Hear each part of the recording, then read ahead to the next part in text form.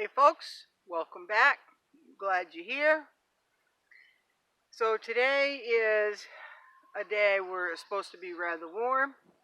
I came out and first thing I did was check for bugs. I found cucumber beetles. I found small, not mature, Japanese beetles.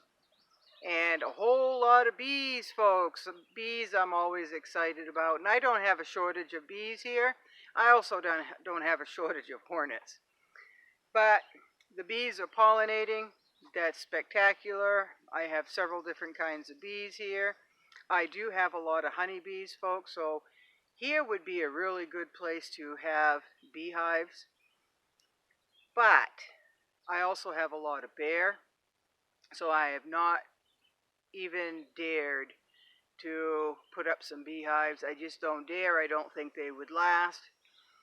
So it is what it is, right? It is what it is.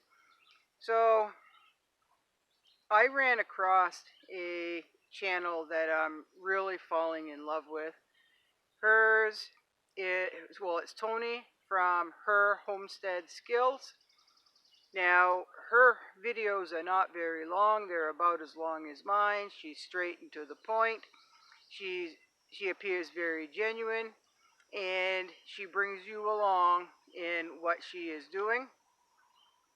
So I have really enjoyed her channel, and I am going to ask you to go over and check her out. I will put a link in the bottom in the description under the video. Tony at Her Homestead Skills. So there's just a plug for you, Tony.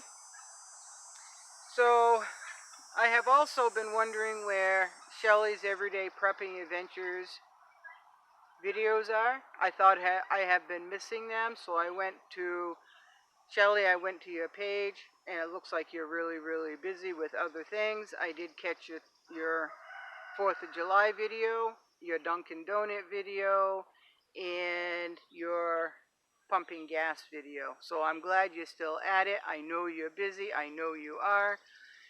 And I just enjoy your videos, and so I hope you keep them up. I hope you haven't abandoned this community as far as putting videos up. So it was awfully nice to see a couple of videos from you. So today, like I said, is supposed to be rather warm, so I got out in the garden early. I have to pick some more beans, and I have to pick some more Swiss chard and some more kale. And what I think I am going to do is scramble up some eggs, and I am going to add some onion tops to that, and who knows what else. I'll throw something else in there, right? And I do what I call a loaded scrambled eggs. Whatever is coming off, whatever I can throw in there, I'll throw bits and pieces of kale in there, and just, that's my meal, right? Otherwise, I eat most of my greens raw right in the garden. Now I brought some string beans up to my sister Bob, and she was making a salad. She eats her kale raw, and she dug right into those green beans. She enjoys eating them raw as well, just like a lot of us do. So there's a lot to do in the garden. Number one for me is keeping up with the bugs. The plants are well established now, so I don't have to weed as much. So the bugs, keeping them off my plants, keeping on top of them is one of my number one priorities. Second is making sure the garden is watered, or getting at least the water that they need, and keeping up with the harvest, right? So everything is looking good. My potatoes are looking good.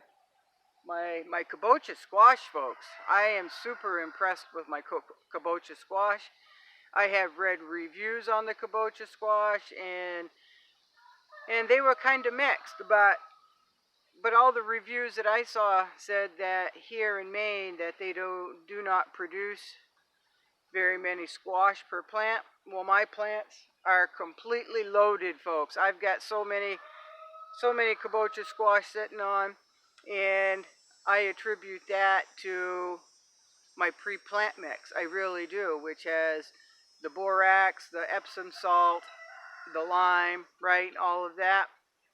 So the Epsom salt will encourage more blossoming, right? Hence more fruit or more vegetable. So I think that has a lot to do with it. Maybe I'm gonna blame it on that anyway, and that's not a bad blame. That's a good blame. So today I've got to go around and collect some raspberries that are ripe, some blueberries that are ripe, and I guess that's it for berries. Now the nanny berries will start to become ripe in a few weeks. I really like nanny berries. And for those of you who do not know what nanny berries are, they also call them wild raisins. So they're very sweet. They're kind of pulpy, but they've got this big seed in there. So you're really not getting much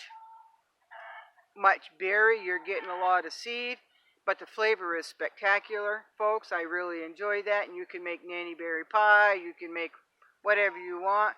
I just go and grab them and put them in my mouth and clean all the pulp off and then spit the seeds out, right? That's what I do. It's kind of redneck. Maybe it's kind of barbaric. I don't know, but that's just the way it is, folks. So everything is looking really spectacular in the garden despite the lack of rain.